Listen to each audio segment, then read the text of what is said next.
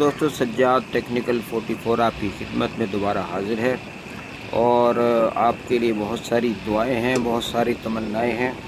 ये देखिएगा, हमारे पास आज एक NS का इन्वर्टर आया है। इसमें दो किस्म के फ़ाल्ट शो कर रहा है। एक तो ये है, देखिए मैंने ऑन किया, स्क्रीन ऑन होते ही बंद हो जाती है।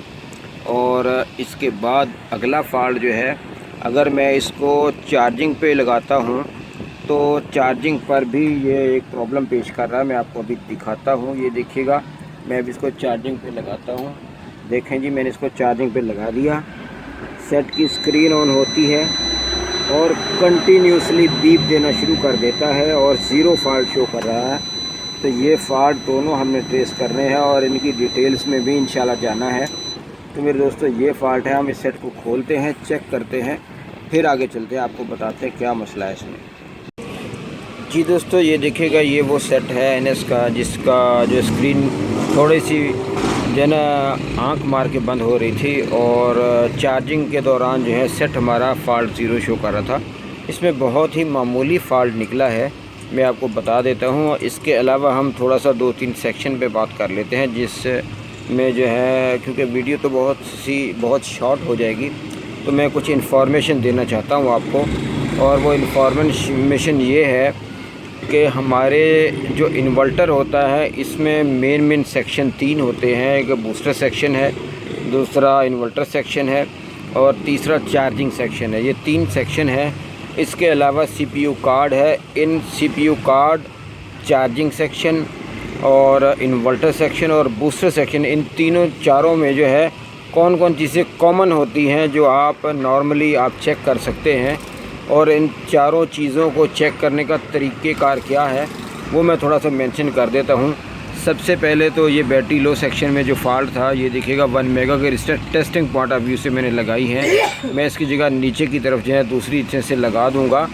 5 बैंड रजिस्टर लगाऊँगा। 5 बैंड की टॉलरेंस ज़्यादा होती है, तो ये 4 बैंड रजिस्टर है और मैं इसकी जगह 1/4 वाट 5 बैंड लगा दूँगा। तो मेरे दोस्तों, ये मसला था इसके अंदर, जिसकी वजह से जो है ये सेट हमारा जो है बैकअप मोड में भी काम नहीं कर रहा था और चार्जिंग मोड में भी फ़ॉल्ट पे जा रहा था। नॉर्मली चार्जिंग मोड में सिस्टम ऑन हो जाता है, लेकिन इसमें जो है ये चार्जिंग मोड पर भी फ़ॉल्ट पे जा रहा था। जो हमारा मसला हल हो चुका है, मैं आपको एक दफ़ा ऑन करके दिखा देता हूँ, फिर हम अगले सेक्शन पे बात करते हैं, जिसके लिए जो बहुत अहम टॉपिक है हमारा आज का। तो ये देखिएगा, मैं इसको ऑन करता हूँ। देखें जी, ये सेट हमारा ऑन हो चुका है और चार्जिंग मोड पर भी ऑन हो चुका है। मैं टाइम ज़ाया किए बगैर चार्जिंग मोड पर नहीं दिखाऊंगा, आगे चलते हैं। तो मेरे दोस्तों, इसमें जो है मैं कॉमन चीज़ें जो आपको बताना चाहता हूँ वो ये है कि यहाँ पर देखिएगा, ये एक UC3843 लगा हुआ है।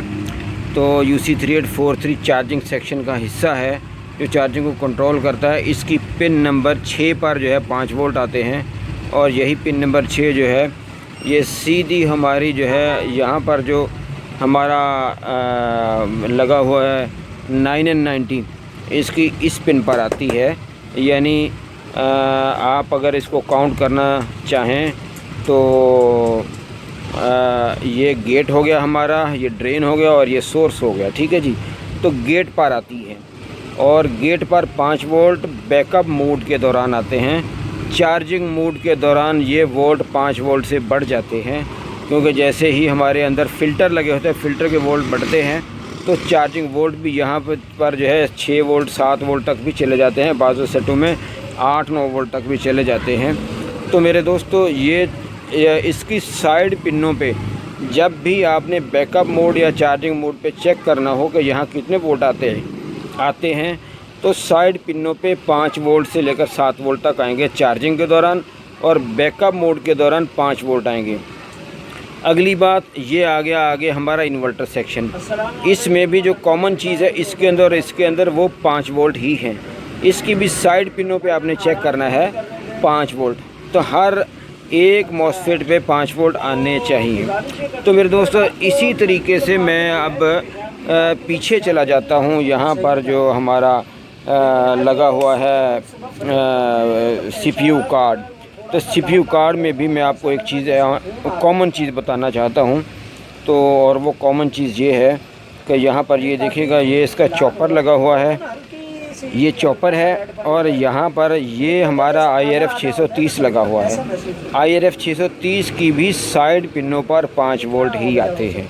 तो 5 वोल्ट बहुत अहमियत रखते हैं हमारे इन्वर्टर्स हैं सेट के अंदर।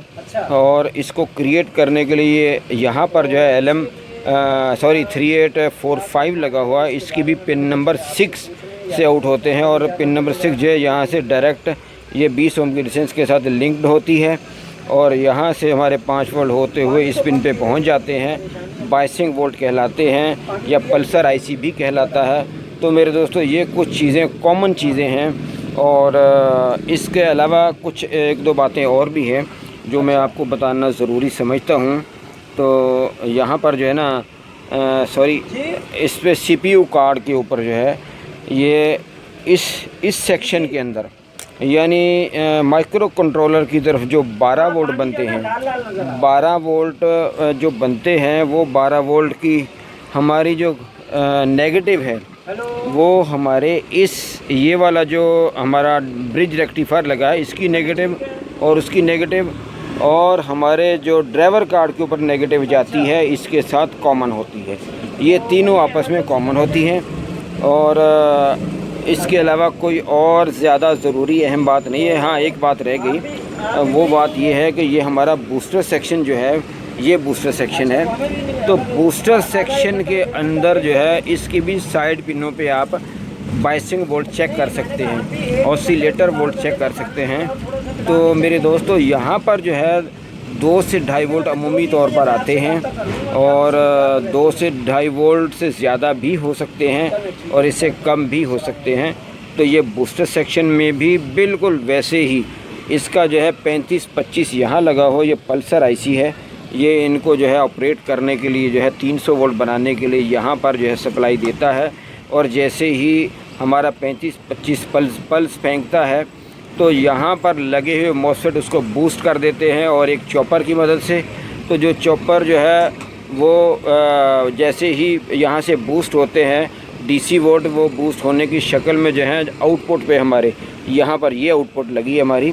तो और ये इनपुट है, यहाँ साइडों पे जो है हमारे चॉपर की साइड वाली पिनें आती हैं और सेंटर में डायरेक्ट पॉजिटिव से कनेक्टेड होती है 12 वोल्ट से। और यहाँ पर जो है ना ये हमारा जो आउटपुट है, तो यहाँ से आउटपुट जाती है सीधी, ये हमारे जो हाई फ्रीक्वेंसी डायोड लगे हैं यहाँ पर। और ये हाई फ्रीक्वेंसी डायोड जो है यहाँ से ये AC to DC कन्वर्ट हो जाती है। AC to DC कन्वर्ट होने के बाद ड्राइवर कार्ड इसको ड्राइविंग मोड में ले आता है और ड्राइविंग मोड ये होता है कि वो 220 वोल्ट में बूस्ट कर देता है और AC to DC, फिर DC to AC। तो ये हमारे जो 740 लगे हैं ये DC to AC दोबारा कर देते हैं और इनको ऑटोमेटिक वोल्टेज रेगुलेटर की शक्ल में लाने के लिए हमारा ये ड्राइवर कार्ड काम करता है, जो कि 5 वोल्ट हर मॉसफेट पे साइड पिनों पे देता है, ड्राइविंग वोल्ट होते हैं। और इस तरीके से हमारा ये इन्वर्टर काम करता है। चार्जिंग मोड और बैकअप मोड में जो है ये कुछ अहम सेक्शन थे जिसके बारे में आज हमने आपसे बात की है। तो इस सिलसिले में अगर किसी किस्म का भी कोई क्वेश्चन हो या कोई मालूमात लेना चाहें या हमें मज़ीद मालूमात देना चाहें अपने अच्छे मशवरों से और अपनी अच्छी किस्म की राय से, तो हमें कमेंट सेक्शन में ज़रूर बताइएगा।